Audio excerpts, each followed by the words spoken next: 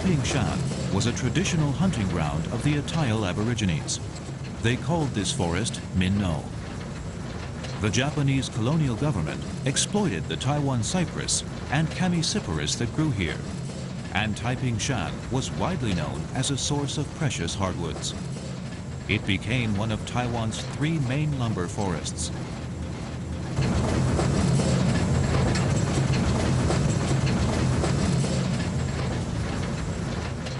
Forestry operations in Taipingshan began in 1915. At first, lumber was manhandled along slipways, which were later replaced by ropeways and trolleys. In 1925, the first mountain railway was built to carry lumber. When lumber had to be transported across valleys, overhead cable cars were used. In total, there were 3 cable car sections and 4 rail sections used to bring the timber down from the mountain to be collected in Tuchang on the banks of the Lanyang River. The rail linking Tuchang and Sanxing to the Julin station, located in Datong Township, was built in 1924 and replaced water transportation. This mountain railway was 36.4 kilometers in length and had 10 railway stations. In 1983, Taipingshan was designated a forest recreation area.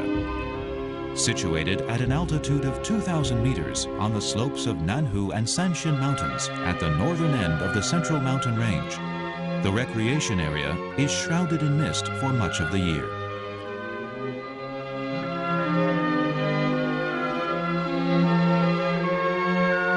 The appearance of Taipingshan changes through the seasons.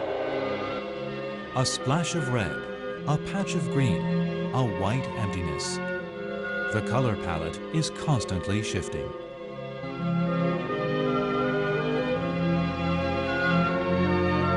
The Lodong Forest District Office has carefully added pathways and other facilities to the forest without disturbing this subtle tapestry of colors, allowing visitors to enjoy the mountains and streams of this area with minimal impact on the natural scenery.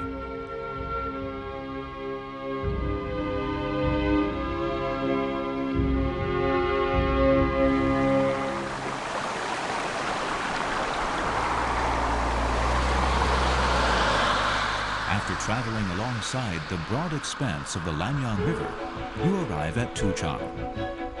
This used to be the starting point of the Taipingshan Forest Railway. It was a busy transshipment center for the timber taken from the mountain. Lumber workers had to carry their equipment up the mountain using a combination of cable car and narrow gauge railway. Today, there is a bus that takes a road directly from the ticket gate along the Duowang Creek.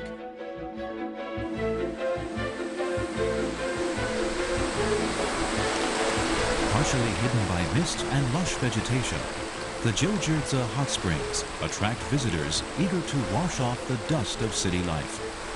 This weak alkali carbonated spring, with its clear spring water, is particularly suited to outdoor bathing.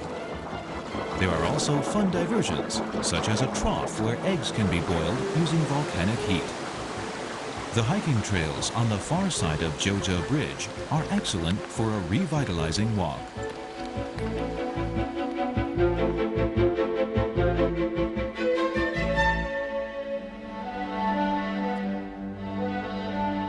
As Taipingshan Road increases in altitude, visitors can see changes in the environment.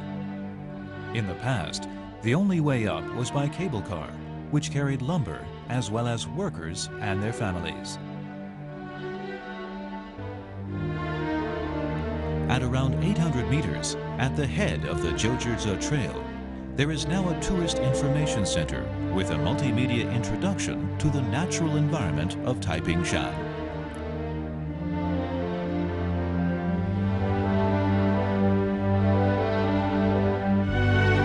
Misty days, you can still see vestiges of the cable car and narrow gauge rail, reminding visitors of how difficult the journey up the mountain used to be. On clear days, the panorama from the hiking trails takes in the majestic sight of the Xueshan mountain range.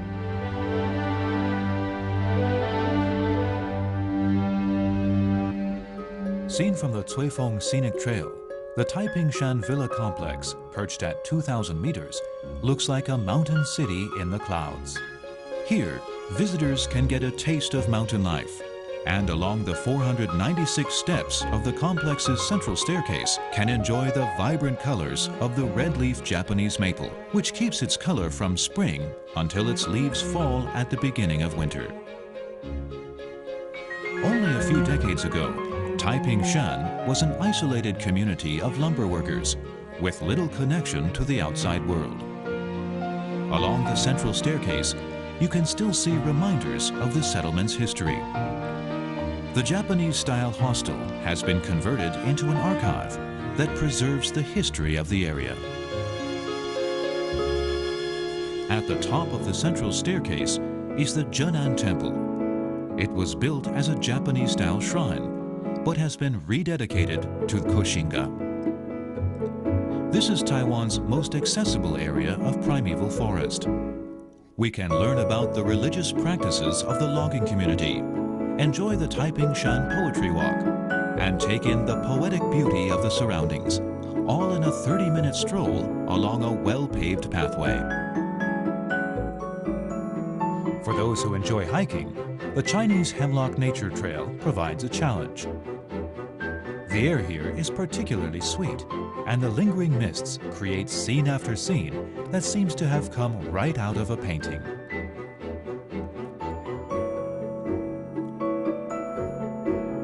The Yunhai Coffee House is now in the building that once housed the railway station. Inhale the rich fragrance of the coffee on the mountain as the mist roils and rolls like an ocean below. This is an environment that enables the use of all your senses.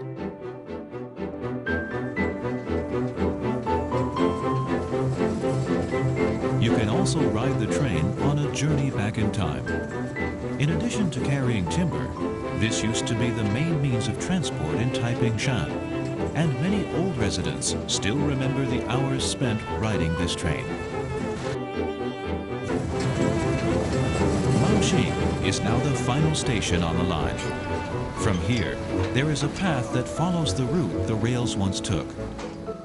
It climbs gently up through the forests of Taiwan cypress, Taiwan red cypress, and Japanese cedar. Occasionally, the path opens out onto observation decks, from which you can enjoy many of the delightful views Taipingshan offers. The Fern Garden, located just below Maoxing Station, looks like something straight out of Jurassic Park. The path leading down through the thick foliage is somewhat challenging, but is full of the sounds of birds and insects. The moisture rises from the ground and cools the air, and the water of the Sanjie Falls sprays out like white silk into the air.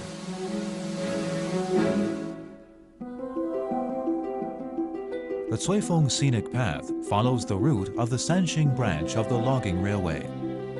Along this route, you can see the Taipingshan Villa Complex and the ocean of clouds filling the mountain valleys below.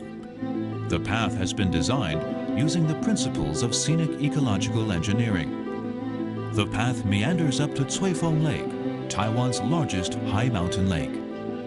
Cueifong Lake covers 25 hectares, and on bright days, the mountains around it and the clouds above are reflected in its clear water.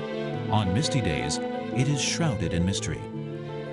Cueifong Lake is full of magical changes depending on the season, and a visit to the lake is like walking into a landscape painting that is forever being redrawn. In early summer, the blooming Digitalis purpurea adds a wash of pastel color to the mountain scene. Visitors can camp on the shore of Cueifong Lake if they want to spend a little more time away from the bustle of the city. The magnificent sight of the sunrise over the lake is a sight not to be missed. Radiating out from Cueifong Lake are many hiking trails demanding varying levels of fitness. Viewing the sunrise from the Pingyuan Nature Trail or the Wangyangshan Trail is a special gift given to early risers. Both trails have viewing platforms that provide expansive views of the headwaters of the Nanao Beishi.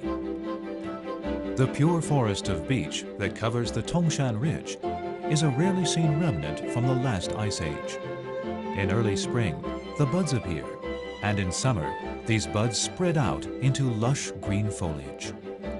With the arrival of autumn, the forest turns golden, and even after the leaves fall in winter, there is a stark beauty to the exposed white trunks and branches. This forest covers an area of 900 hectares, the largest pure forest of its kind in Taiwan. It is also the southernmost distribution of beech trees, so for any season in subtropical Taiwan, this forest is always a wonder of nature.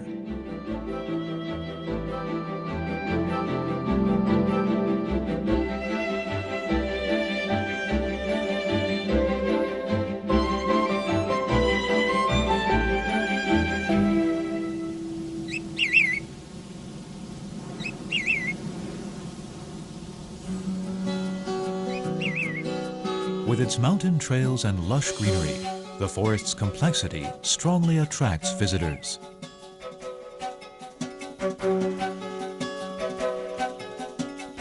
The Taipingshan National Forest Recreation Area is a richly diverse habitat that supports life in many shapes and sizes, all of which are engaged in a ceaseless struggle for survival.